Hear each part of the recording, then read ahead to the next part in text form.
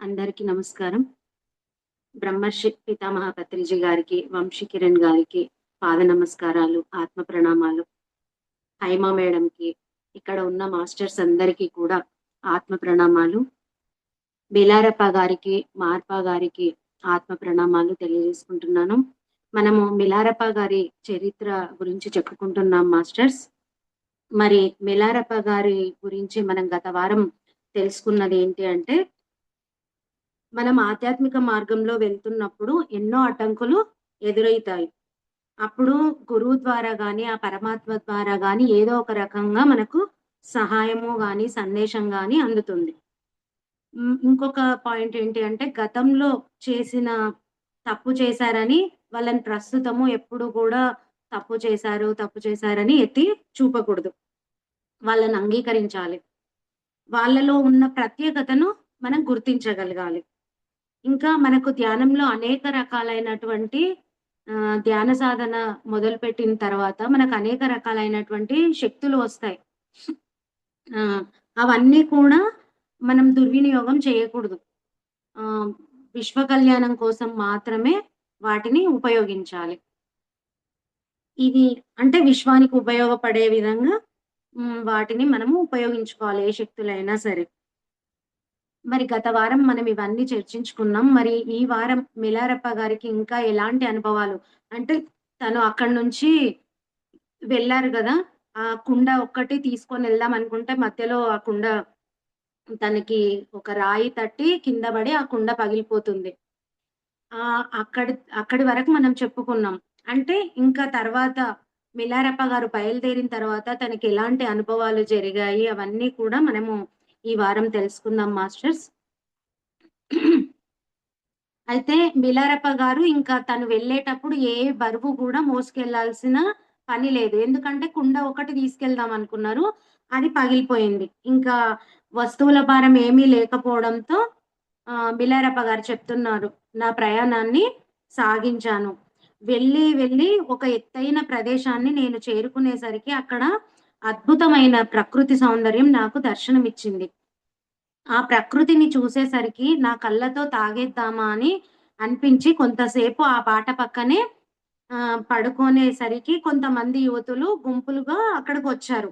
అంటే దారిలో వెళ్తున్నప్పుడు ఆ కొండ మీదకి వెళ్ళినప్పుడు ఆ అందమైన ప్రకృతిని చూసేసరికి అక్కడే ఆగిపోయి అక్కడే సేద తీర్చుకుంటారనమాట. అంటే దారిలోనే నడిచే దారిలోనే పడుకుంటాడు. పడుకున్నప్పుడు కొంతమంది యువతులు వెళ్తూ ఉంటారనమాట. అందులో ఒకామె మిలారప్ప గారిని చూచి ఏమంటుందంటే, "ఓరి భగవంతుడా! ఈ మనిషి చూడండి ఎంత ఘోరంగా ఉన్నాడో! నాకెన్నటికీ అటువంటి జన్మ రాకుండా ఆ భగవంతుడు రక్షించుగాక" అని అరిచింది. మరొకామె ఏమంది, "ఎంత భయంకరంగా ఉన్నాడో! వాడిని చూస్తుంటేనే నాకెంతో భయం వేస్తుంది. తామున్న స్థితిని గురించి అవగాహన లేకుండా వారెంతో దీనస్థితిలో ఉన్నారో" అని తోచి వారిపై జాలితో లేచి కూర్చొని వారికి ఈ విధంగా చెప్పాను. మామూలుగా మనం వెళ్ళేటప్పుడు దారిలో ఎవరైనా కనిపిస్తే, మనం వాళ్ళ రూపాన్ని జూసి ఏదో ఒకటి అనేస్తాం. అలాగే అక్కడ ఆ ఇద్దరు యువతులు గూడా మిలారప్ప గారిని జూసి అంటే తను శరీరం అంతా గూడా ఆకుపచ్చగా మారిపోయింది. బక్కగా అయిపోయారు. చాలా అందవిహీనంగా తయారయ్యారు గదా! ఆయనను చూచి ఇలా మాట్లాడుతున్నారనమాట. ఇలాంటి జీవితం నాకు రావొద్దు భగవంతుడా అని కోరుకుంటున్నారు. అప్పుడు మిలారప్ప గారు లేచి కూర్చొని వాళ్ళు అనుకునే దానికి జాలి పడతారనమాట ఆయన. జాలిపడి వారికి ఈ విధంగా చెప్తారు మిలారప్ప గారు. "అమ్మా! ఇప్పుడు మీరు చింతపడాల్సిన అవసరం లేదు. మరో 100 ఏళ్ళు మీరు ప్రాకులాడినా నాలాగా జన్మించే ప్రమాదం మీకెప్పుడు రాదు. నాలాగా పుట్టాలన్నా మీరు పుట్టలేరు. ఇతరులను గూర్చి జాలిపడడం మంచి లక్షణమే. అయితే ఇతరుల కంటే తామెంతో గొప్ప స్థితిలో ఉన్నామనే అహంకారంతో కూడిన జాలి మాత్రం పనికిరాదు." మనం ఈ పాయింట్ పట్టుకోవాలి మాస్టర్స్. ఎందుకంటే మనం ఒకరిని జూసి జాలి పడేది మంచి లక్షణమే. కానీ ఇతరుల కంటే తామెంత అంటే వాళ్ళకంటే నేనెంతో గొప్ప స్థితిలో ఉన్నాను అని జాలి పడతారు. అయ్యో! పాపం వీళ్ళు అని అనుకుంటారు జూడు. అది మంచిది కాదు. అలాంటి జాలి పనికిరాదని చెప్తున్నారు. ఎందుకంటే ఈ 2 భావాలు పరస్పర విరుద్ధం కనుక. ఇప్పుడు నేను చెప్పేది వినండి అంటూ మరోసారి పాడడం మొదలుపెట్టాను. మిలారెప్ప గారు ఎప్పుడు ఏ సందేశం ఇవ్వాలన్నా, ఏది చెప్పాలన్నా ఆయన పాటల రూపంలోనే వ్యక్తపరుస్తారు. మరి ఈ లోకంలో అందరి యోచన దీన్ని విలువ కట్టే విషయంలో తారుమారుగా ఉంది. అంటే ఈ జాలి పడే విషయం గురించి ఆయన చెప్తున్నారు. ప్రతి వారు తన గురించి తను తప్ప దేని గురించికైనా సరే పట్టించుకోనంత సంకుచిత దృష్టి కలిగి ఉన్న ఒక్కటి మాత్రం నిజం. మీరు నన్ను గురించి ఎంత జాలి పడుతున్నారో, నేను మీ గురించి అంత జాలి పడుతున్నాను. ఈ విషయాన్ని మీరు తెలుసుకోవాలి. అంటే మిలారెప్ప గారిని చూసి జాలి పడుతున్నారు గదా! ఆ అమ్మాయిలు. ఆ అమ్మాయిలను చూసి మిలారెప్ప గారు జాలి పడుతున్నారనమాట. మీ గురించి మీరు నా గురించి ఎంత జాలి పడుతున్నారో, అంతకంటే ఎక్కువ నేను మీ గురించి జాలి పడుతున్నాను అని చెప్తున్నారు. మీకు నేనెలా కనపడుతున్నానో, నాకు మీరు అలాగే కనపడుతున్నారు. కానీ మీపై నాకు కలిగే జాలి నేనెరిగిన యథార్థం మీద ఆధారపడి ఉంది. మీ జాలి మాత్రం అజ్ఞానం మీద ఆధారపడి ఉంది. అంటూ వారు మాట్లాడుతున్నది ఎవరితోనో వారికి తెలియాలని మిలారెప్ప గారు తన పేరు చెప్తారనమాట. ఎవరితో మాట్లాడుతున్నారు మీరు తెలుసా అని ఆ పాటంతా పూర్తయిన తర్వాత మిలారెప్ప గారు నేను మిలారెప్పనని చెప్తారనమాట. అప్పుడు ఆ యువతులందరూ ఏమంటారు, "అయ్యో! ఖ్యాతి వహించిన యోగి మిలారెపాయేనా? మనం ఏమేమో తలచి ఈయనను గురించి తెలివి తక్కువగా మాట్లాడాము. అందుకు క్షమాపణ వేడుకుందాం రండి" అంటూ మిలారెప్ప గారి కాళ్ళ మీద ఆ యువతులు సాష్టాంగ నమస్కారం చేసి క్షమాపణలు కోరుకుంటారు. తర్వాత కొంత ధనము ఆయనకి ఇచ్చి దక్షిణగా ఇచ్చి వాళ్ళకు మేలు చేసే ఒక తత్వాన్ని వాళ్ళు పాడమని కోరుతారనమాట. అంటే తెలవక ముందేమో అట్లా జాలిపడ్డారు. తెలిసిన తర్వాత తప్పు చేశామని తెలుసుకొని అలా చెప్తున్నారు. వాళ్ళు కోరినందుకు వాళ్ళను వాళ్ళకు ఎలాంటి వస్తువులు విలువైనవి అనిపిస్తాయో, ఆధ్యాత్మికంలో ఉన్న వాళ్ళకి ఎలాంటి వస్తువులు విలువైనట్టుగా కనిపిస్తాయో, అసలు నిజానికి విలువగల వస్తువులు ఏవి, ఏ విషయాన్ని బోధించడం అనేది ఆయన అన్ని క్లారిటీగా ఇచ్చారనమాట. అంటే ప్రాపంచిక విషయంలో ప్రాపంచికంగా జీవించే వాళ్ళకు ఎలాంటివి విలువైనవిగా కనిపిస్తాయి. మరి ఆధ్యాత్మికంగా వెళ్ళే వాళ్ళకి ఎలాంటివి విలువైనవిగా అనిపిస్తాయో ఆయన ఒక పాట రూపంలో వాళ్ళకి జ్ఞానాన్ని బోధించాడు. ఆఖరికి కూడా ఈ లోకంలో నిజమైన భక్తుడి కంటే అధికుడుగానే లోకులు ఎలా భావిస్తారో వివరించాను. అంటే భక్తులెలా ఉంటారు, వీళ్ళెలా ఉంటారు, వాళ్ళెలా ఉంటారని ఒక క్లారిటీ ఇచ్చారు. తమకే అంతా తెలుసుననుకొని నాకు సలహా ఇచ్చినందుకు వారిని క్షమించి వారిచ్చిన దక్షిణను అంగీకరించి ఆశీర్వదించాను. అయితే వాళ్ళు క్షమాపణలు అడిగినా కూడా ఒక్కొక్కసారి క్షమించలేని స్థితిలో వాళ్ళు కూడా ఉంటారు. కానీ మిలారెప్ప గారు వాళ్ళను క్షమించి వాళ్ళిచ్చిన దక్షిణను గూడా స్వీకరించారు. కాబట్టి మనం ఇక్కడ నేర్చుకోవాల్సిన పాయింట్ ఏంటంటే, మనకు ఎంతోమంది బయట వెళ్తూ ఉన్నప్పుడు ఇట్లా చినిగిన బట్టలతో తమలో తామే మాట్లాడుకుంటూ, అలాంటి వాళ్ళు చాలా మంది మనకు వెళ్తుంటే అక్కడక్కడ కనిపిస్తూ ఉంటారు. చాలా అరుదుగా. కానీ మనం ఏమనుకుంటాం పిచ్చోళ్ళు, వీళ్ళు ఇట్లా ఏదో ఒకటి వాళ్ళని తక్కువగా చూస్తామనమాట. కానీ అందరూ అలా ఉండరు. వాళ్ళ వేష భాషలను బట్టి మనం ఎప్పుడు కూడా ఆహ్, అంచనా వేయగూడదు. వీళ్ళిలా ఉన్నారు, అలా ఉన్నారు అని. ఎందుకంటే వాళ్ళు శరీరాన్ని పట్టించుకోరు. వాళ్ళ ఆత్మస్థితిలో ఉంటారు. నేను శరీరం కాదు, నేను ఆత్మను అన్న స్థితిలో వాళ్ళుంటారు. వాళ్ళు ప్రతి వ్యక్తిలో గూడా నేను ఆత్మని, ఎదుటి వాళ్ళలో గూడా ఆత్మే అని వాళ్ళు అలా చూస్తారు గాబట్టి, వాళ్ళు ఎప్పుడు గూడా అదే విధంగా ఉంటారు. కాబట్టి మనం ఎవ్వరిని కూడా వీళ్ళిలా ఉన్నారు, ఇలాంటి జ్ఞానం ఉందేమో వీళ్ళ దగ్గర అని మనం ఎప్పుడు గూడా డిసైడ్ అవ్వొద్దు. అంటే ఒక వ్యక్తిని చూసి మనం ఎప్పుడు గూడా డిసైడ్ అవ్వొద్దు. దీనికి ఒక చిన్న ఎగ్జాంపుల్ చెప్తాను మాస్టర్స్.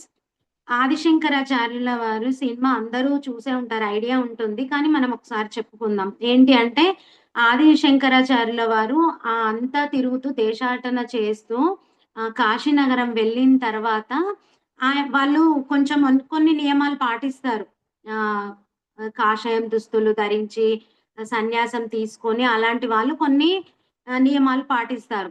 అయితే అక్కడ కాశీ నగరంలో వెళ్ళే దారిలో ఇంకా బట్ట మంచిగా కట్టుకోకుండా, చింపిరి జుట్టు ఇలాంటి వాళ్ళుంటారు గదా!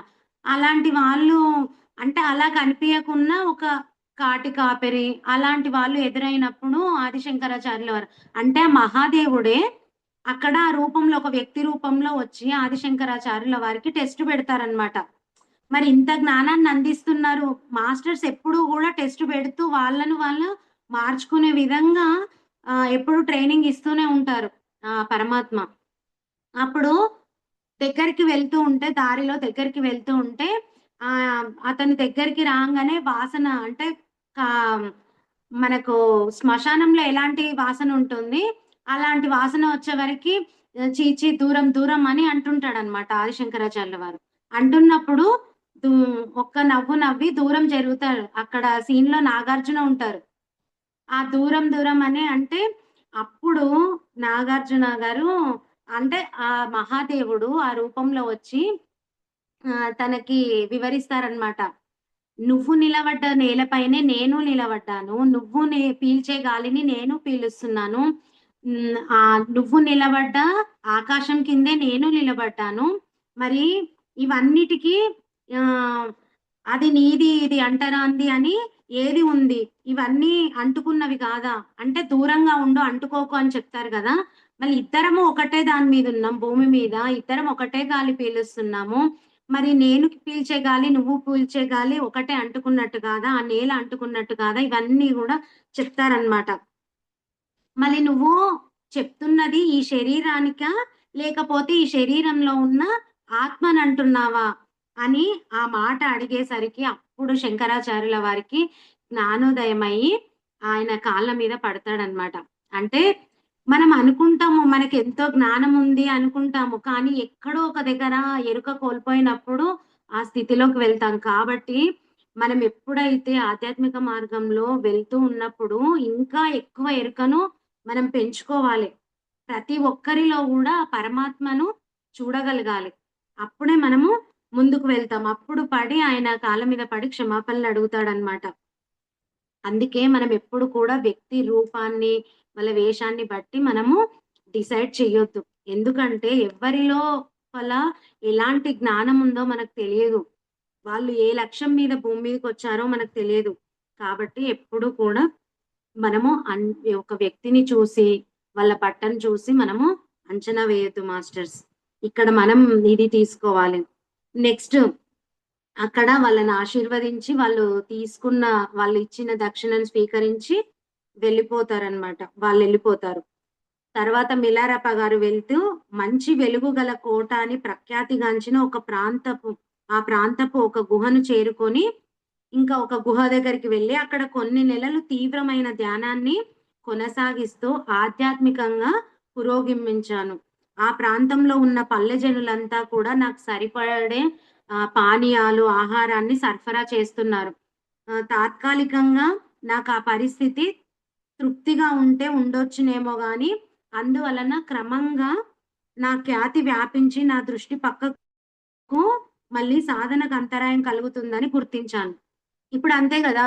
ఇప్పుడు ఒక ఊర్లో ఒక కొండపైన ఒక స్వామీజీ ఉన్నారు అని అందరికి తెలిస్తే, ఆయనకు అన్ని రకాల సౌకర్యాలు ఏర్పాటు చేస్తారు. ఆహారాన్ని అందిస్తారు. అన్ని చేస్తారు. ఆయన గురించి పే ఊరంతా తెలిసిపోతుంది. పక్క ఊర్లకు అందరూ మాట్లాడుకుంటున్నారు. ఇక్కడ స్వామీజీ వచ్చిండ్రంట ఇలా అని అన్నీ మాట్లాడుకుంటారు గదా! అలా ఖ్యాతి పెరిగే కొద్దీ తన సాధనకు అంతరాయం కలుగుతుందని తనకు మిలారెప్ప గారికి గుర్తించారు. ఓకే. ఇంక నాకిబ్బంది కలుగుతది అని. కాబట్టి నా గురువుగారు మిలారెప్ప గారికి వాళ్ళ గురువుగారు చెప్పిన గుహల పేర్లన్నీ గూడా గుర్తు చేసుకుంటారు. అంటే ఏ గుహలో నువ్వు సాధన చెయ్యాలి అని చెప్పారో అవన్నీ గూడా గుర్తు చేసుకొని, ఒక పేరు గుర్తొచ్చి ఒకదానికి వెళ్ళిపోదామని ఒకరోజు బయలుదేరి ఎవరెస్ట్ శిఖరం వైపు బయలుదేరతారనమాట. మిలారెప్ప గారు. సరిగ్గా ఆయన బయలుదేరబోయే సమయానికి పేట వచ్చింది. వాళ్ళ చెల్లెలి ఉంటది గదా! వాళ్ళ చెల్లెలు పేట వచ్చింది. ఎక్కడో సంపాదించిన చిన్న దుప్పటి ముక్కను తీసుకొని నాకివ్వడానికి, నా కోసమే నేను ఇది వరకు నివసించిన గుహకు వెళ్ళిందంట. అంటే ఇంతకుముందు అక్కడ వెళ్ళినప్పుడు పేట ఇంకా మిలారెప్ప గారికి నిశ్చితార్థమైన అమ్మాయి ఇద్దరు కలిసి వచ్చేవాళ్ళు గదా! అప్పుడక్కడ కలిసిన తర్వాత పేట అక్కడికి వెళ్తే అక్కడ లేదు. అంటే వాళ్ళన్న పరిస్థితి తెలుసుకొని ఒక గుడ్డ ముక్కను తన శరీరాన్ని కప్పుకోవడానికి ఒక గుడ్డ ముక్కను తెస్తదనమాట. నేను మళ్ళీ వచ్చినప్పుడు తీసుకొనొస్తా అని చెప్తది. కానీ అక్కడ వెళ్ళే వరకు మిలారెప్ప గారు లేకపోతే అక్కడ నుంచి బయలుదేరి దారి మధ్యలో ఇలాంటి వ్యక్తి ఎక్కడికెళ్ళాడు అని అడుక్కుంటూ మిలారెప్ప గారున్న ప్లేస్‌కొస్తదనమాట. ఆ దారి వెంట గుహకు వస్తదంట అక్కడ అందరిని అడుగుతూ. అక్కడ ఆయన లేకపోవడంతో అడుక్కుంటూ అట్లా వచ్చేసింది. అయితే ఆమె వచ్చేటప్పుడు దారి మధ్యలో ఎలాంటి వ్యక్తిని అడిగిందంటే, చూడడానికి గొంగలి పురుగులాగా భయంకరంగా ఉన్న సాధువు ఇలా వెళ్ళాడా అని అడిగిందంట వాళ్ళ అన్నని, మిలారెప్ప గారిని. అంటే ఆయన ఎంత చూడ్డానికి ఎంత అసహ్యంగా ఉన్నాడో చూడండి. అంటే అలాంటి గుర్తులున్న వ్యక్తి ఇలా వచ్చాడా ఇక్కడికేమైనా? ఇలాంటి దారిన వెళ్లారా? మీరు చూసారా? అని అలా అడిగి గుర్తులు చెప్పి అక్కడికి చేరుకుందంట. అయితే అలా వెళ్తూ ఉన్నప్పుడు ఆమె వచ్చే దారిలో ఆహ్, ఒక్ అలం ఒక మహా వైభవంగా అలంకరించిన ఎత్తైన వేదికపై ఒక చత్రం కింద కూర్చున్న పరిలోడ్సోవ అనే గురువు చూచింది. అంటే ఆమె వచ్చే దారిలో ఒక ఊర్లో ఒక గొడుగు కింద ఒక సింహాసనంలా ఉంది. అక్కడ ఒక గురువు కూర్చున్నాడు. ఆయన పేరు ఏం పేరు అంటే పరిలోడ్సోవ ఆయన పేరు. అయితే ఆయన ఒక ఛత్రం కింద అంటే ఒక గొడుగు కింద కూర్చున్నాడు. ఆయన రకరకాల రంగు దుస్తులు ధరించారు. మరి అందరి దృష్టి కూడా ఆయన వైపే ఉంది. ఆయనకు ఎంతోమంది శిష్యులు ఉన్నారు ఆయన దగ్గర. కొంతమంది శంఖమూదుతున్నారు. రకరకాల కానుకలు తీసుకొస్తున్నారు. అలా జనమంతా ఆయనను చూడడానికి తండోపతండాలుగా ఆయన చుట్టూరా తిరుగుతున్నారు. అది చూస్తూనే పేట ఏమనుకుంది, నా అన్న కూడా ఇలా ఎందుకు ఉండకూడదు. ఇతరుల ఆధ్యాత్మిక పదంలో ఉంటూ కూడా ఎంతో సంతోషకరమైన జీవితాన్ని, ఆ మార్గాన్ని పొందుతున్నారు. కానీ నా సోదరుడు అనుసరించే మార్గం మాత్రం సాక్షాత్తు వాడి పాలిట ఒక నరకం. వాడు బంధువులందరికీ సిగ్గుచేటు కలిగిస్తున్నాడు. నేనతన్ని కలుసుకోగలిగితే ఈసారి ఎలాగైనా సరే నచ్చజెప్పి ఇతనికి అంటే ఇక్కడ ఉన్న గురువుని చూసింది గదా! ఆయనకి శిష్యుడుగా మా అన్నని ఎలాగైనా నచ్చజెప్పి చేరమని జెప్పాలి అని అనుకుంటుందనమాట దారిలో వచ్చేటప్పుడు. ఇంకా కొంచెం విచారంగా ఈ జిల్లాలోనే నేనున్నట్లు ఆమెకు తెలిసి ఎలాగో వెతుకుతూ మిలారెప్ప గారి దగ్గరికి వచ్చింది. ఆ చిన్న దుప్పటి ముక్కను తీసుకొని ఇంకా ఇంత మంచి సలహా ఇద్దామని మిలారెప్ప గారి దగ్గరికి వచ్చిందనమాట. పీట. అప్పుడు మిలారెప్ప గారితో చెప్తుందనమాట. "అన్నా, నేను చెప్పేదంతా పూర్తిగా విను." ఇంక దారిలో వచ్చేటప్పుడు ఇదంతా చూసింది గదా! గురువు ఇలా ఉండు, అలా ఉండు అని. అది జూసి వాళ్ళ అన్నకి చెప్తుంది. "నువ్వు ఇలా ఎంత కాలం జీవిస్తావు? నువ్వు ఆహారం లేకుండా మాడుతూ, నగ్నంగా ఉంటున్నావు. దీన్నేమన్నా ఆధ్యాత్మిక జీవితం అంటున్నావు. ఇలా ఇంత కాలమని జీవిస్తావు. నీకసలు కొంచెం గూడా సిగ్గు లేదు. చూడటానికి ఇంత అసహ్యంగా ఉన్నావు. ఈ దుప్పటి ముక్కనన్నా చుట్టుకో, కప్పుకో" అని ఆ పేట అది ఇచ్చి చెప్తుందనమాట. హ్మ్. దీనికంతా అంటే ఇక్కడ ఈ ప్రాంతానికి అంతటికి ఒక పీఠాధిపతి అయిన బారిలోడ్సోవ దగ్గరకు పో. అంటే ఆ గురువు పేరు జెప్పి ఆయన దగ్గరికి వెళ్ళు. ఆయన చూడొకసారి. నీకంటే ఎంత భిన్నంగా ఉన్నాడో. ఆయన సింహాసనము, పెద్ద ఛత్రం కింద కూర్చొని, శిష్యులతో సపర్యలు చేయించుకుంటూ, పట్టు వస్త్రాలు ధరిస్తూ, హ్మ్. బీరు గాని, టీ గాని తాగుతూ ఎంతో గొప్పగా ఉన్నాడు. అద్భుతంగా జీవిస్తున్నాడు. ఆయనను పల్లకిలో ఊరేగిస్తున్నారు. ఆయన వెళ్తుంటే వాయిద్యాలు, శంఖాలు ఊదుతున్నారు. ఎక్కడికి వెళ్ళినా జనము తండోపతండాలుగా ఆయన దర్శనం కోసము వస్తున్నారు. ఎంతో ఖరీదైన కానుకలిస్తున్నారు. ఖచ్చితంగా ఆయన ఒక పెద్ద గురువు. నువ్వు వెళ్లి ఆయన శిష్యుడుగా ప్రయత్నించాలని నా ఉద్దేశం అని పేట చెప్తుంది. ఆయన దగ్గరున్న పరివారంలో నీకు ఎంత హీనాతి హీనమైన జాబ్ ఇచ్చినా కూడా నువ్వు ఇప్పుడున్న పరిస్థితి కంటే ఇంకా గొప్పగా జీవిస్తావు. కాబట్టి నువ్వు వెళ్ళు ఖచ్చితంగా అని చెప్తుందనమాట. అలా ఆహ్, తప్ అలా చెప్తుంది. అంటే నువ్వు ఇవన్నీ వదిలేసి ఆహ్, దురదృష్టం నుండి నేను అంటే తను పేట గూడా ఎంతో ఇబ్బందిగానే ఉంది గదా! తన జీవితం గూడా. అవన్నీ చెప్తుందనమాట. నువ్వక్కడికి వెళ్ళితే నీ జీవితం, నా జీవితం ఇద్దరి జీవితం గూడా ఎంతో హాయిగా ఉంటుంది. తినడానికి తిండి ఉంటుంది, బట్ట ఉంటుంది. హ్యాపీగా జీవించగలుగుతాము అని చెప్తుంది. ఏదో నువ్వు చేయకపోతే ఇలాగే మళ్ళీ నువ్వు ఇవన్నీ చేస్తే సరే, లేకపోతే ఇలాగే ఉండి మనం చచ్చిపోతాము. అంతే అంటూ భావోద్రేకానికి తట్టుకోలేక ఇంగ ఏడ్చిందనమాట ఇవన్నీ వాళ్ళ అన్నతో చెప్పి. మరోసారి తక్కిన మానవ జాతి వల్లనే గొప్ప వాటిని తక్కువగాను, తక్కువ విలువ గల వాటిని గొప్పగాను ఆమె ఎలా పొరపడుతుందో నేను వివరించి ఊరడించవలసి వచ్చింది. అంటే ప్రాపంచికంలో ఉండే వాళ్ళకు ఏవి గొప్పగా గనిపిస్తాయో, ఆధ్యాత్మికంగా ఉండే వాళ్ళకి ఏవి గొప్పగా గనిపిస్తాయో, వాళ్ళ చెల్లికి కూడా ఒక పాట రూపంలో వివరించి ఆమెను ఓదార్చిండనమాట. మరి దీంట్లో మనం తెలుసుకోవాల్సిందేంటి మాస్టర్స్ అంటే, మరి భూమి మీద అనేక రకాల మంది గురువులుంటారు.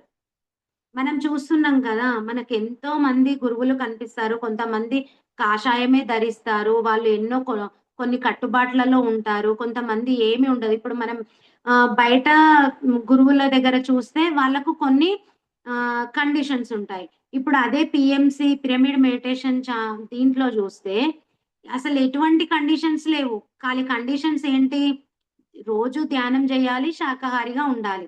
ఈ 2 ఉంటే ఎవ్వరైనా ధ్యానం జేయొచ్చు. ఏ కండిషన్స్ లేవు. కానీ అందరూ అలా ఉండరు కదా!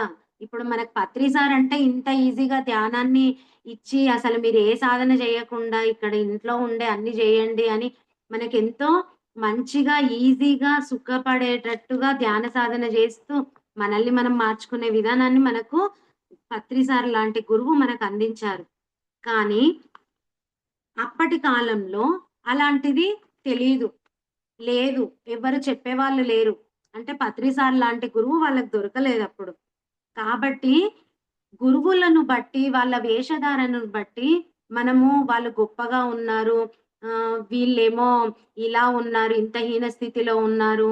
వీళ్ళ దగ్గర మంచిగా ఉండొచ్చు. వీళ్ళ దగ్గర ఇలా ఉంటది. అని ఇలాంటివన్నీ కూడా మనం అస్సలు పెట్టుకోకూడదు. ఇప్పుడు మనందరికీ అనుభవమే. ఎందుకంటే, మనం ఎంతో మంది మాస్టర్స్ చెప్పే జ్ఞానాన్ని వింటున్నాము. మనకి ఏది కనెక్ట్ అయితే దాన్నే పట్టుకుంటున్నాం. అంటే ఆ జ్ఞానానికి కనెక్ట్ అయ్యి మనం అక్కడ ఉంటున్నాం. ఇక్కడ ఇంతమంది వంశీ సార్ దగ్గర ఇన్ని గ్రూపులు, ఇంతమంది మాస్టర్స్ ఇలా మనము ఉండగలుగుతున్నాము. మనల్ని ఒక గురువులాగా మార్చడానికి ఇంత ప్లాట్‌ఫార్మ్ ఇచ్చి మనకు అవకాశాలు ఇస్తున్నారు వంశీ సారు. మరి అందరిది ఇలాంటి పరిస్థితి ఉంటుందా అంటే, ఉంటుందో ఉండదో మనకు తెలీదు. కానీ మనం ఇలాంటి జ్ఞానానికి అంటే కళల ద్వారా మనల్ని మనం మార్చుకునే జ్ఞానానికి మనం కనెక్ట్ అయ్యాం కాబట్టి, మనం అందరము ఇక్కడ చేరుకున్నాం. అలాగని మనకు సార్ ఎన్నో సార్లు చెప్తారు. మీరందరి క్లాస్‌లు వినండి. అందరి గురువుల జ్ఞానాన్ని వినండి. మీకు ఏది కనెక్ట్ అయితే అది పట్టుకోండి. ఆ జ్ఞానాన్ని తీసుకోండి అని చెప్తారు. కాబట్టి మనం ఎప్పుడు కూడా మనం భక్తి మార్గంలో వెళ్తే ఖచ్చితంగా కండిషన్స్ ఉంటాయి. మనకెంతో మంది స్వామీజీలున్నారు. వాళ్ళది వేరే. మనకు ఈ ధ్యానం సాధనకొచ్చి దీంట్లో ఉన్నది మార్గము వేరే. అంటే ఒక్కొక్క దగ్గర, ఒక్కొక్క గురువు దగ్గర ఒక్కొక్కలాగా ఉంటుంది. మరి దీనికి ఎగ్జాంపుల్‌గా ఏంటంటే మనకు సార్ చెప్పినప్పుడు నేను చాలా సార్లు విన్నాను. నేనైతే స్టోరీ చదవలే దత్తాత్రేయ గురువుది. దత్తాత్రేయుల వారిది. అయితే ఆయన దగ్గర ఎంతో మంది శిష్యులుండేవాళ్ళు. ఆయన ఎంతో జ్ఞానాన్ని పంచేవాళ్ళు. ఆయన ఊరూరా కూడా తిరుగుతూ అందరికి ధ్యాన ప్రచారం చేసేవాళ్ళు. అయితే ఆయన దగ్గర శిష్యులు ఉండేవాళ్ళు. అందరికి గురువుగారొచ్చారని తెలియజేస్తే అందరూ వచ్చి గూడా వాళ్ళు దత్తాత్రేయ స్వామి దర్శనం చేసుకునేవాళ్ళు. కానీ దత్తాత్రేయుల వారు తన దగ్గర తన చుట్టూ కూడా ఆడవాళ్ళు సేవ చేస్తూ ఉండేవాళ్ళంట. అయితే దర్శనానికి వచ్చేవాళ్ళు భౌతికంగా అంటే ఆయన చెప్పే జ్ఞానాన్ని పట్టుకోకుండా చూసి డిసైడ్ అయ్యే వాళ్ళు గూడా ఉంటారు గదా! అయ్యో! ఈ గురువేంటి ఇలా ఉన్నాడు అని. అలా చూసి కొంతమంది వెళ్ళిపోయేవాళ్ళంట. కొంతమంది జ్ఞానాన్ని పట్టుకొని అక్కడే ఉండేవాళ్ళంట. అలా ఒక్కొక్కరి దగ్గర మనం చూసి ఏది కూడా డిసైడ్ అవ్వొద్దు. వాళ్ళ జ్ఞానాన్ని పట్టుకోవాలి. ఇంకోటేంటి మనకు పత్రి సారు గురించి కూడా 2012లో ఆహ్, ఒక న్యూస్ ఛానల్ వాళ్ళు ఆహ్, నెగెటివ్‌గా ప్రచారం జేసిండ్రు. అంటే ఆయన కోపం ఎక్కువ అని ఆహ్, కోపమొచ్చినప్పుడు ఎవ్వరిని చూడడు, కొట్టేస్తూనే ఉంటాడు. ఇట్లా ఎంతో నెగెటివ్‌గా ప్రచారం జేసిండ్రు. అయినా సరే పత్రి సార్ ఎప్పుడు కూడా ఏమి మాట్లాడలేదు. ఎంతోమంది మాస్టర్స్ వెళ్లి వాళ్ళతోని మాట్లాడదామన్నా గూడా సారు ఏమీ అనలేదంట. అంటే ఏది జరిగినా అది మన మంచికే, ఏదో జరగడానికి అని వాళ్ళు అక్కడ గూడా పత్రి సారు పాజిటివ్‌గానే ఆలోచించి, ఒక న్యూస్ ఛానల్ మన మీద నెగెటివ్‌గా చూపించినా కూడా, ఎన్నో లక్షల మందికి, కోట్ల మందికి ఈ పిరమిడ్ అంటే ఏంది? ధ్యానం అంటే ఏందనేది తెలిసింది. మనం ఎంతో ఖర్చు పెట్టి కూడా ఆ ప్రచారం చేయలేము.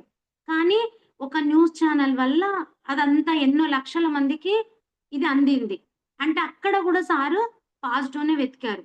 తర్వాత వాళ్ళ తప్పు తెలుసుకొని సార్‌ని క్షమాపణలు అడిగారు. అదంతా తర్వాత విషయం. కానీ మనము ఒక వ్యక్తిని చూసి అలా అంచనా వెయ్యొద్దు, డిసైడ్ అవ్వొద్దు అనేది మనము ఇక్కడ నేర్చుకోవాలి. ఆ గురువుల దగ్గరికి వెళ్ళినప్పుడు వాళ్ళెలా ఉన్నా సరే వాళ్ళ జ్ఞానాన్ని మాత్రమే మనం పట్టుకోగలగాలి. వాళ్ళ వ్యక్తిగత విషయాలను, ఇంకా వాళ్ళ వేషధారణను అవన్నీ చూసి మనము హ్మ్, డిసైడ్ అవ్వొద్దు. మనం మెయిన్ నేర్చుకోవాల్సింది ఇక్కడ ఈ పాయింట్. తర్వాత అక్కడ తనకి ఓదారుస్తూ చెప్తారనమాట. ఎందుకంటే వాళ్ళ అన్న కోసం బాధపడుతుంది. ఈయన ఇలాంటి దీన స్థితిలో ఉన్నారు. ఇక్కడికెళ్తేనన్నా కొంచెం మంచిగా తిండి దొరికి మంచిగా బతుకుతాడు అని తన బాధ. తన అన్న కోసం. ఇంకా తనకు చెప్పిన తర్వాత మిలారెప్ప గారు చెప్తారు. "నువ్వు, నువ్వు మాత్రం ఇట్లా ఎప్పుడు మాట్లాడవద్దు బేట. నేను నగ్నంగా ఉన్నందుకు నీవు సిగ్గుపడుతున్నావా? ఎందుకు సిగ్గు? మనము జన్మ తీసుకునేటప్పుడు ఎలాంటి బట్టలతో భూమి మీదకొచ్చాము. హ్మ్. అవకాశం లేని ఉత్తమమైన సత్యాన్ని ఇలా జన్మ ఎత్తి పొందగలుగుతున్నందుకు నేనెంతో గర్వపడుతున్నాను." అంటే తన జ్ఞానం ఎంతుందో తనకు తెలుసు గదా! మిలారెప్ప గారికి. తను ఎలాంటి సాధన చేశారు, ఆ జ్ఞానం పొందడానికి తను ఎన్ని కష్టాలు అనుభవించాడో మనమందరం తెలుసుకుంటూనే ఉన్నాం. మరి ఇంత గొప్పగా నేను జ్ఞానాన్ని పొందుతున్నందుకు నేనెంతో గర్వపడుతున్నాను ఈ జీవితాన్ని చూసి. ఇటువంటి సత్యాన్ని పొందిన నేను ఇప్పుడెలా సిగ్గుపడాలో నాకర్థం గావడం లేదు. ఎందుకంటే ఆయన ఆత్మస్థితిలో ఉన్నారు. వాళ్ళ చెల్లెలు భౌతికంగా చూస్తుంది. ఆయన మాత్రం ఆత్మస్థితిలో ఉన్నారు. నా నగ్నత్వాన్ని సూచిస్తున్న ఈ దేహం నాకు గర్వకారణమైంది. ఈ దేహం ఉన్నందుకే నేను ఎంతో జ్ఞానాన్ని పొందానని ఆయన గర్వంగా చెప్పుకుంటున్నారు. కనుక ఇలా కనిపించడానికి నేను ఎందుకు సిగ్గుపడాలసలు? హ్మ్. ఎలాంటి దానికి సిగ్గుపడాలంటే ఎన్నో చెడ్డ పనులు చేసే వారిని, వాళ్ళు చేసే చెడ్డ పనులను చూసి సిగ్గుపడాలి. మనము జ్ఞానాన్ని పొందుతూ ఎంతో నేర్చుకుంటున్నప్పుడు మనమెందుకు సిగ్గుపడాలి? మనం తప్పు ఎక్కడ చేస్తున్నాం? తప్పు చేసేవాళ్ళు, చెడ్డ పనులు చేసేవాళ్ళు సిగ్గుపడాలి. మనమెందుకు సిగ్గుపడాలి? అటువంటి నీచులను చూస్తూ సిగ్గుపడనంతగా పుట్టుకతో వచ్చిన నగ్నత్వాన్ని గురించి ఎందుకు సిగ్గుపడతారో ఈ మానవులు అని మనందరికీ చెప్తున్నారు. పవిత్ర భావంతో దేవాలయాల్లో సమర్పించిన కానుకలను చూచి ఆశపడే దుర్మార్గులను గురించి, వారిలోని దౌర్జన్యాన్ని జూచి సిగ్గుపడు నువ్వు. స్వార్థమైన లక్ష్యాలను సాధించుకోవడంలో నీతి, నిజాయితీ పాటించని మానవ జాతి గురించి, వారిలో నీతి లోపించడాన్ని గురించి సిగ్గుపడాలి. వారిలో స్వార్థాన్ని గురించి సిగ్గుపడు. తమ చర్యలు ఇతరులను బాధ కలిగిస్తున్నాయని, వాళ్ళ ఆలోచన అలా ఉందని ప్రవర్తించే మానవ జాతి అంటే మనుషులందరూ ఇలా ఉన్నారని వాళ్ళని చూసి సిగ్గుపడు. వారిలో గల నీచ లక్షణములను గురించి నువ్వు సిగ్గుపడు. కానీ నన్ను చూసి సిగ్గుపడకు అని అసలు వాళ్ళన్న ఇలా చెప్తున్నారు చెల్లెలికి. నేను శరీరంతో సహజంగానే నేను పుట్టాను. అసలు నేనెందుకు సిగ్గుపడాలి అని వాళ్ళ చెల్లెలికి చాలా క్లారిటీగా అంటే మనందరికీ గూడా ఒక క్లారిటీ ఇస్తున్నారు మాస్టర్స్. ఎందుకంటే అలాంటి జ్ఞానంలో ఆత్మస్థితిలో ఉన్నవాళ్ళు, వాళ్ళు శరీరాన్ని చూడరు. ఆత్మను మాత్రమే చూస్తారు ప్రతి శరీరంలో. కాబట్టి నేనెప్పుడు భయపడేది ఈ భ్రాంతిమయమైన జగత్తు గురించే నేను భయపడతాను. అందులో ఇరకబెట్టే వ్యామోహం గురించే నేను భయపడతాను అని చెప్తున్నారు. ఈ లోకంలో జీవులన్నీ పొందుతున్న దుఃఖంను తలుచుకుంటే నా చర్మం మండిపోతున్నట్లు నాకు బాధ కలిగినట్లుంటుంది. లౌకిక వస్తువులు సేకరించినందువలన వాటిపై కలిగే వ్యామోహం అంటే నాకు అసహ్యము. పైత్యంతో బాధపడే వారికి ఆహారాన్ని చూడటంతో ఎట్లా అసహ్యం కలుగుతుందో, అలాగే ఈ లౌకికమైన వస్తువులను చూస్తే నాకు అసహ్యం కలుగుతుంది. అసలు ఎలాంటి ఎగ్జాంపుల్ ఇచ్చారో చూడండి మాస్టర్స్.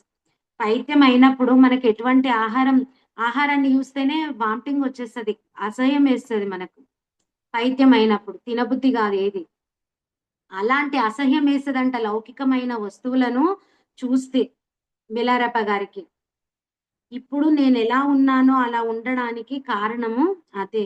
అంతేకాక నా గురుదేవులైన మార్ప అనువాదకులు ఈ ప్రాపంచిక చింతనలను, వస్తువులను విడిచి వేయమని నన్ను ఆజ్ఞాపించారు.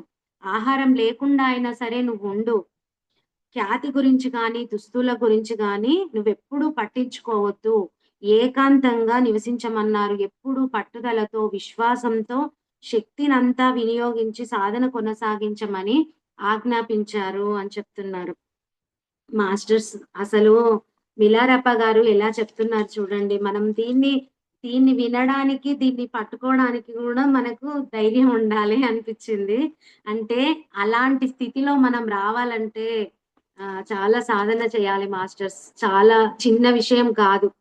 మనము మామూలుగా ఇప్పుడు ప్రస్తుతం ఉన్న భౌతిక ప్రపంచంలో చిరిగిన దుస్తులేసుకొని, వేషం సరిగ్గా లేకుంటే ఎంత అసహించుకుంటారు మానవులు. మళ్ళా అది చూసి గూడా మనం తట్టుకోగలిగే స్థితిలో ఉండాలంటే మిలారప్ప గారు ఏ స్థితిలో ఉన్నారో చూడండి. మరి మనం ఈ ప్రాపంచిక విషయాలు, వస్తువులు, కోరికలు ఎప్పుడైతే వదిలిపెడతామో అప్పుడే మనము ఆధ్యాత్మికంగా ముందుకు వెళ్ళగలుగుతాం. అంటే నేను శరీరం కాదు. నేను ఆత్మను అని తెలుసుకుంటున్నాం మనం. కానీ అది ఆచరణలో పెట్టినప్పుడు ఏది అంటే అప్పుడు శాశ్వతం కాని వాటి మీద మనకు దృష్టి ఉండదు. అలాంటి ఆచరణ మనకున్నప్పుడు ఏ వస్తువుల పైన కూడా దృష్టి ఉండదు. మనకు రమణ మహర్షి గారున్నారు. రమణ మహర్షి గారు తనకు క్యాన్సర్ వచ్చినా కూడా తను ఏది పట్టించుకోలేదు. తను ఏమనుకున్నారు ఒక్కటే ఆహ్, హ్మ్. ఈ ఇది ఈ దేహానికే వచ్చింది. ఈ సమస్య, ఈ కర్మ, ఈ బాధ అనేది దేహానిదే. నేను ఆత్మను. నాది కాదు అని ఆయన వదిలేశారు. అంటే ఆయన నేను శరీరం కాదు, ఆత్మనని తెలుసుకున్నందుకు ఆయన ఆ స్థితిలో ఉన్నారు.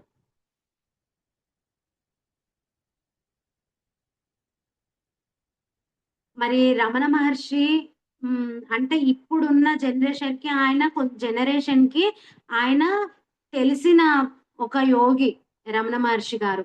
మరి ఆయన శరీరం మీద ఎటువంటి ఒక పంచగుడ్డ తప్ప ఇంకా ఆయన ఏది లేకుండా తను జీవించారు. తన దగ్గరికొచ్చిన వాళ్ళకి కూడా నీ లోపలికి నువ్వు వెళ్ళు.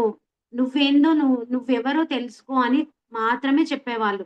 ఎక్కువ ఆయన మౌనంలోనే ఉండేవాళ్ళు. కానీ మాస్టర్స్ మనం ఇవన్నీ చెప్తున్నాము. ఇవన్నీ చెప్పుకోవడానికి బానే ఉంది. ఇవన్నీ వింటున్నాము. అబ్బా! వాళ్ళెంతో గొప్ప యోగులు. వాళ్ళు చెప్పే జ్ఞానం గూడా చాలా బావుంది. కానీ మనము ఇప్పుడున్న భౌతిక ప్రపంచంలో అవన్నీ సాధ్యం కావు. ఎందుకంటే మనకు పత్రిసారి ఏం చేశారు? సంసారంలో నిర్వాణం. అంటే అన్ని బాధ్యతలను నిర్వర్తిస్తూ మనం ఆధ్యాత్మికంగా కూడా ముందుకు వెళ్ళాలి.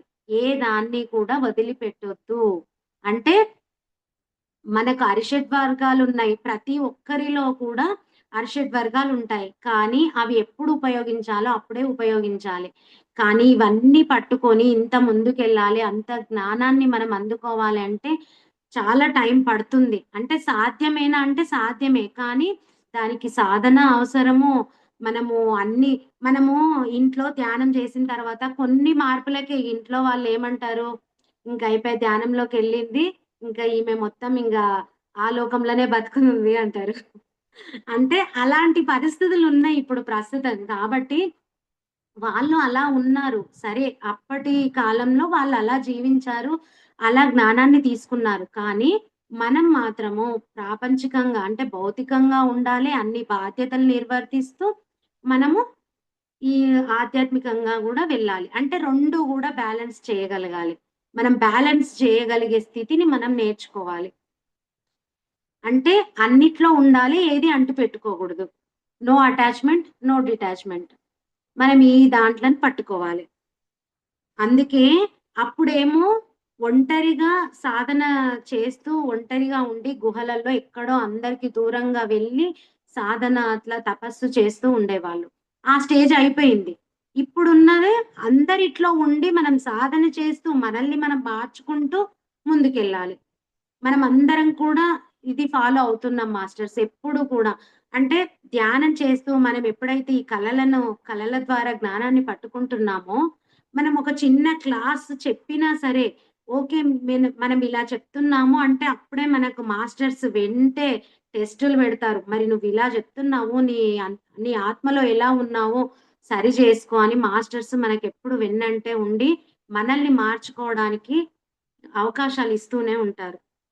కాబట్టి మనం రెండిటిని బ్యాలెన్స్ చేయాలి. మళ్ళీ మనము ప్రాపంచికాన్ని వదిలిపెట్టి, భౌతికంగా ఏది పట్టించుకోకుండా, బాధ్యతలు నిర్వర్తించకుండా, ఆధ్యాత్మికంలోనే నేను ముందుకెళ్ళాలి. నాకదే ముఖ్యము. నాకివన్నీ వద్దు అని ఈ బాధ్యతలన్నీ వదిలిపెడతామో, అది మళ్ళీ కర్మగా మారి వచ్చే జన్మలో ఆ బాధ్యతల కోసమే మళ్ళీ మనం జన్మ తీసుకోవాల్సొస్తుంది. కాబట్టి మనమెప్పుడు కూడా ఏ బాధ్యతను వదిలిపెట్టకుండా అన్ని బాధ్యతలు నిర్వర్తిస్తూ ఆధ్యాత్మికంగా ముందుకు వెళ్ళడానికి మనకు పత్రి సారు, వంశీ సార్ లాంటి గురువులు దొరికారు. మనం ఆ మార్గంలో వెళ్తున్నాము. ఇంకా మనం ఇవన్నీ నేర్చుకుంటూ ఇంకా ముందుకు వెళ్ళాలని నేను కోరుకుంటున్నాను మాస్టర్స్. నెక్స్ట్ ఇంకా అలా వాళ్ళ చెల్లికి అంటే గురువు ఏ విధంగా చెప్పారో మిలారెప్ప గారు చెప్తారు. తర్వాత మిలారెప్ప గారు చెప్తున్నారు. నా గురువు ఆజ్ఞ ప్రకారమే ఆయన గురు ఆహ్, ఆయన చెప్పిన ప్రకారమే నేనున్నాను. అంతేకాని నా అసమర్థత వలన కాదు. నన్ననుసరించే నా శిష్యులను సుఖం అనేది ఉండదు. అంటే ఆయన మిలారెప్ప గారి శిష్యులెవరైతే ఉంటారో వాళ్ళకి కూడా ఎటువంటి సుఖము ఉండదు. ఈ విధంగా చేయడం వలన సర్వ జీవరాశికి నేను ఉత్తమ శ్రేయస్సు కలిగిస్తాను.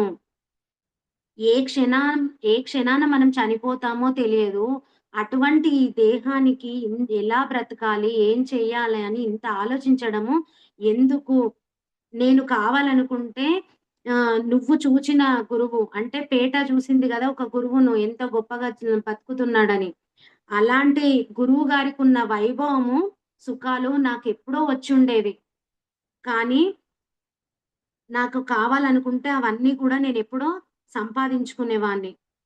నన్ను అక్కడికి వెళ్ళి అంటే ఆ గురువు దగ్గరికి వెళ్ళి ఎంతో అధమ స్థితిలో ఉంటే అయినా సరే నన్ను అక్కడ ఉండి ఆహ్, నన్ను ఆనందాన్ని అనుభవించమంటున్నావు. కానీ ఇంతకంటే గొప్పగా నేను అలాంటి సుఖాలు పొందాలనుకుంటే నేనెప్పుడో అనుభవించేవాడిని. కానీ నేను అలాంటి సుఖాల కోసం నాకు అవసరం లేదు అలాంటి సుఖాలు. నాకు కావాల్సింది బుద్ధత్వం అని వాళ్ళ చెల్లికి వివరిస్తున్నారు. దానిని ఈ జీవితంలోనే పొందాలని సర్వశక్తిని వినియోగించే కృషి చేస్తున్నాను. చూడు పేట నువ్వు కూడా ఈ లౌకికమైన లక్ష్యాలను, ఆశయాలను విడిచివేయి. నీ అన్న అయిన నాతో నువ్వు గూడా వచ్చేసేయి. నువ్వు గూడా నాతో ఇక్కడే గుహలో ఉండి సాధన చేస్తూ ఇలాగే ఉండు. ఈ జ్ఞానాన్ని నీకన్నీ నేర్పిస్తాను. నేను జ్ఞానాన్ని పంచుతాను.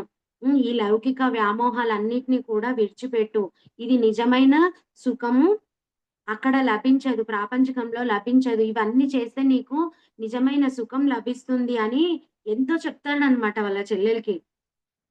ఆ క్షణంలోనే నాకు స్ఫురించిన తత్వాలన్నీ అంటే ఇంకా ఆయన పాట రూపంలో వాళ్ళ చెల్లెలికి ఇంకా ఎంతో జ్ఞానాన్ని అందిస్తున్నారు. నా గురువు గారి దగ్గరున్న వస్తువులు, వైభవాలు కావాలనుకుంటే ఎంత తేలికగా లభిస్తాయో చెప్పి, అయినా నేను నిర్మానుష్య ప్రదేశాలకు ధ్యానం చేసుకోవడానికి వెళ్తున్నట్లు తెలిపాను. ఏ క్షణాన మృత్యువు వచ్చి పడుతుందో తెలియకపోవడం చేత ఈ విధమైన వాగ్వాదాలతో కాలం వృధా చేయకూడదు. ఈ ప్రాపంచిక వస్తువులకే నీవు అంటి పెట్టుకోకున్నట్లయితే అంటే ప్రాపంచిక విషయాలన్నిట్లో నువ్వు అంటిపెట్టుకొనుంటే, నువ్వింకా చెడు కర్మలు చేస్తావు. చెడు కర్మలన్నీ రాసు రాసులుగా నువ్వు ఏర్పరచుకుంటావు. నేను చెప్పిన వాటిని నువ్వు చేస్తే జ్ఞానం అనే జ్యోతి లభిస్తుంది. కనుక తక్కిన జీవితం అంతా కూడా నాతో కలిసి కొండ గుహల్లో తపస్సు చేసుకో అని నా పాట వినగానే హ్మ్. మిలారప్ప గారు పాడగానే వాళ్ళ చెల్లె ఆహ్, తల ఎగిరేస్తూ ఇంకా అంటుందనమాట. ఏమంటుంది అంటే, చూడబోతే సుఖము, తృప్తి అంటే ప్రాపంచికత అన్నట్లు బోధపడుతుంది. సుఖం అంటే లౌకికత అని నువ్వనుకుంటున్న వల్లే ఉంది.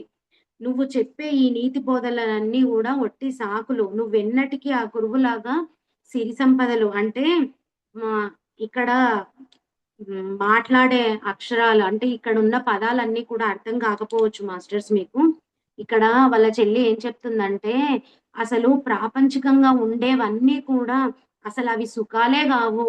నువ్వు పొందుతున్నదే సుఖము అని నువ్వు చెప్తున్నావు. నేనవన్నీ ఏంటివి నువ్వేవి చెప్పినా నేను నమ్మను. నువ్వెప్పుడు గూడా ఆ గురువులాగా నీకు సిరి సంపదలు, భోగభాగ్యాలు ఎప్పుడు గూడా నువ్వు పొందలేవు. ఆ నిరుత్సాహంతో, అసమర్థతతోనూ ఇలా ఊరికే సాకులు చెప్పుకుంటావు నువ్వు. నేను కూడా నీతో పాటే ఈ గుహ ఉంటే తినడానికి తిండి, కట్టుకోవడానికి బట్ట లేకుండా నీలాగే నేను బాధలు పడాల్సొస్తుంది. నువ్వు చెప్పే ఆ ఎవరెస్ట్ శిఖరం ఎక్కడుందో నాకు తెలియదు గానీ దయచేసి నువ్వు ఎక్కడో ఒక చోటనే ఉండు. అడవులలో యథేచ్ఛగా తిరిగే మృగంలాగా ఒక చోటి నుండి ఒక చోటికి నువ్వు ఊకూకే వెళ్ళకు. ఎందుకంటే ఇక్కడ ప్రజలు ఆ ప్రాంత ప్రజలందరూ నీపై భక్తి ప్రపత్తులు కలిగి ఉన్నారు కనుక, ఇక్కడే శాశ్వతంగా ఉన్నావంటే అంతో ఇంతో నీకు తిండి దొరుకుతుంది, గుడ్డలు దొరుకుతాయి అని చెప్పి పూర్తిగా వినకపోయినా కొద్ది రోజులైనా సరే ఇక్కడే ఉండు అని ఒక దుప్పటి ముక్కను ఇచ్చి, ఇది నీ ఒంటికి ఒక తయారు చేసుకో, గుడ్డ తయారు చేసుకో అని ఆ దుప్పటి గుడ్డని ఇస్తుందనమాట. నేను త్వరలోనే వచ్చి నిన్ను కలుసుకుంటానని పిచ్చమెత్తి నాకేదన్నా సంపాదించడానికని వెళ్ళింది. ఆ చెల్లెలు చెప్పేదంతా గూడా మిలారప్ప గారికి చెప్పింది. మిలారప్ప గారు కూడా తను ఎలా చెప్తే అర్థం చేసుకుంటో తను అలాగే వివరించారు. అంటే ఈ ఎపిసోడ్ మొత్తం కూడా మిలారప్ప గారికి, వాళ్ళ చెల్లెలి గారికి సంభాషణ జరిగింది. ఇంకా నువ్వెంత జేషినా ఇంతే. అసలు లాస్ట్‌కి ఏమంటుంది వాళ్ళ చెల్లెలు అంటే, "నీకు ఏ పని చాతగాక నువ్విలా చేస్తున్నావంతే" అనేసి అలా అని ఇంకా గుడ్డ ముక్కనిచ్చేసి, "మళ్ళీ నిన్ను కలుసుకుంటాను. నీకోసము ఏదన్నా పిచ్చమెత్తుకొని తెచ్చి మళ్ళీ నీకిస్తాను, కలుసుకుంటానని" వెళ్ళిపోతుందనమాట. మరి దీంట్లో మనం నేర్చుకోవాల్సిన పాయింట్ ఏంటంటే మాస్టర్స్ ఆహ్, చాలామంది అనుకుంటారు. భిక్షమ అంటే వాళ్ళు సాధన చేస్తూ అలా ఉన్నా కూడా ఎందుకు ఈ భిక్షాటన చేస్తారు? వాళ్ళ తిండి కొరకు వాళ్ళు సంపాదించుకోవచ్చు కదా! ఇప్పుడు మిలారెప్ప గారికి అక్కడ ఉన్న ప్రజలందరూ జేస్తున్నారు. అంతకుముందు ఎన్నో రోజులు తిండి లేక ఆకులవి ఉడికించుకొని రసం తాగి ఆయన శరీరం అలా అయ్యింది. తర్వాత కొన్ని రోజులు వాళ్ళ చెల్లెలు ఇంకా వాళ్ళ ఫ్రెండ్ ఇద్దరు అందించారు. అయితే ఇక్కడ ఇప్పుడు గూడా ఏమంటుంది, "నీకు ఏ పని చాతగాక నువ్వు సోమరిపోతువు గాబట్టి నువ్వింక ఇలాగే సాకులు జెప్తుంటావు" అనంటుంది. కానీ వాళ్ళ గురువు ఏం చెప్పారు, "నీకు తిండి లేకున్నా సరే, నువ్వు మాత్రం ఈ సాధనను వదిలిపెట్టొద్దు. ఏ పేరు ప్రఖ్యాతలు నీకవసరం లేదు. నువ్వు ఏ ప్రాపంచిక విషయాలకు నువ్వు లొంగొద్దు. నువ్వెప్పుడు కూడా సాధనలో ఉండు" అనేసి చెప్తారు గురువు. మరి గురువును ఎంత పట్టుకున్నారో మిలారప్ప గారు మనందరికీ తెలుసు. మనమందరం తెలుసుకుంటూనే ఉన్నాం. ఇప్పుడు బౌద్ధ భిక్షులున్నారు మాస్టర్స్. వాళ్ళేంటి అలాంటి వాళ్ళు అంటే కాషాయం దుస్తులు ధరించాలి, గుండు గీయించుకోవాలి, భిక్షాటన చేయాలి. మళ్ళీ రోజుకు 3 ఇళ్లలో మాత్రమే భిక్ష తీసుకోవాలి. ఒకవేళ ఆ 3 ఇండ్లలో భిక్ష వాళ్ళు ఇవ్వలేదు అంటే, ఆ రోజు పస్తులుండాల్సిందే. నీకు భిక్ష వస్తే తినాలి. లేకపోతే లేదు. మళ్ళీ 3 ఇండ్లే అడగాలి. వాళ్ళేదన్నా సరే. అనేవాళ్ళు ఇప్పుడు మనమే ఉన్నాము. ఎవరన్నా అడుక్కోనికే వస్తే మనమేమంటాము? ఇంత మంచిగున్నవు ఏదన్నా కష్టం చేసుకొని బతకొచ్చు గదా! ఎందుకిలా అడుక్కుంటున్నావు అంటాం. కానీ అలాంటి వాళ్ళు ప్రాపంచికంలో పడతారని వాళ్ళు ఆ తిండి విషయంలో, బట్ట విషయంలో ఎలాంటి వ్యామోహాలకు వాళ్ళు లొంగకుండా ఉండడానికి ఇలాంటి షరతులన్నీ పెట్టుకుంటారు. వాళ్ళకు పని చేయడానికి చాతగాక కాదు. కానీ వాళ్ళు ఈ ఇలాంటి వ్యామోహంలోకి పడకుండా ఉండడం కోసం వాళ్ళు అలాంటి షరతులు పెట్టుకొని అలా జీవిస్తారు. వాళ్ళు ఎక్కువ టైము సాధనకే ఉపయోగిస్తారు. సాధనకి, జ్ఞానం పొందడానికి. వీటికే ఉపయోగిస్తారు. కాబట్టి మనం ఎప్పుడు కూడా మనకు ఎవరికైనా సరే మనము భిక్ష వేయాలనుకున్నప్పుడు మనకు వీలైతే చెయ్యాలి. లేకపోతే సైలెంట్‌గా ఉండాలి. ఏ మాటలు అనకూడదు. ఒకవేళ ఆ మాటల వల్ల గూడా ఒక్కొక్కసారి కర్మ తీసుకోవాల్సొస్తుంది. కాబట్టి మనము ఎటువంటి దానికి అంటే మనకు చాతనైనంత మాత్రమే మనము చేయగలగాలి. మాటలు నోటి ద్వారా మనం అలాంటి కర్మలను ఎప్పుడు గూడా పోగు జేసుకోకూడదు. కాబట్టి వాళ్ళు ఆ ప్రాపంచిక కోరికలు వీటిపై వ్యామోహం పడకుండా ఇప్పుడు దుస్తులు ఒకవేళ కాషాయం గాకుండా మామూలుగా రంగు దుస్తులు ధరించారనుకోండి. ఒకరలా ఇప్పుడు మామూలుగా స్కూల్‌కెళ్తారు. స్కూల్‌లో పిల్లలు అందరూ అన్ని రకాల పిల్లలుంటారు. అంటే డబ్బున్న వాళ్ళుంటారు, డబ్బు లేని వాళ్ళుంటారు. అంటే పిల్లల లోపల అలాంటి భావన ఉండకూడదని ఒక యూనిఫార్మ్ పెట్టిండ్రు. అంటే అప్పుడు యూనిఫార్మ్ ఉండే వరకు అందరూ ఒకేలాగుంటారు. వాళ్ళ లోపల ఏ భావన ఉండదు. వీళ్ళలా వేసుకున్నారు, వీళ్ళిలా వేసుకున్నారు అనే ఎలాంటి భావన కూడా ఉండదు. అప్పుడు అందరూ ఒకే విధంగా ఆలోచిస్తారు. ఒకరెక్కువ, ఒకరు తక్కువ అనే చూపు గూడా వాళ్ళలో ఉండదు. చూసే వాళ్ళకు కూడా ఉండదు. అలాగే కొంతమందికి కొన్ని షరతులుంటాయి. కొంతమందికి కొన్ని షరతులు ఉండవు. కాబట్టి ఇప్పుడు ఈ భిక్షాటన చేసే విషయంలో కూడా ఒక్కొక్కరి రూల్స్ ప్రకారం వాళ్ళు జీవిస్తూ ఉంటారు. వాళ్ళు సాధనకే ఎక్కువ టైమిస్తారు. జ్ఞానానికి టైమిచ్చి ఈ ప్రాపంచిక దాంట్లో పడకుండా ఉండడం కోసం వాళ్ళలాంటి రూల్స్ పెట్టుకొని అలా వెళ్తారు. కానీ మనమెప్పుడు కూడా వీళ్ళకి చాతగాక ఇలా ఉన్నారు, ఇలా చేస్తున్నారు అని మాత్రం ఎప్పుడూ అనుకోకూడదు. అంటే ఇక్కడ వాళ్ళ మిలారెప్ప గారి చెల్లెలు ఆ ఉద్దేశంతో మిలారెప్ప గారిని అంటుందనమాట. అంటున్నప్పుడు తను చెప్తున్నారనమాట. నేనెక్కువ సాధన చెయ్యాలి, దీంట్లో వెళ్ళాలి, బుద్ధత్వాన్ని సాధించాలి నేను ఈ జన్మలోనే. అందుకోసమే నేను ఇలా ఉన్నాను. నేనిలాగే ఉంటాను. ఇలాగే ఎంతో ఆనందాన్ని అనుభవిస్తున్నానని చాలా క్లారిటీగా మిలారెప్ప గారు మనందరికీ కూడా తెలియజేశారు. వారికి మరొక్కసారి కృతజ్ఞతలు చెప్పుకుంటున్నాను మాస్టర్స్. మాస్టర్స్ మరి మిలారెప్ప గారు ఇంకా ముందు ముందు ఇంకా ఎలాంటి అనుభవాలు పొందారో మనం వచ్చే వారం మళ్ళీ తెలుసుకుందాం. Thank you masters. Thank you. Thank you. Thank you.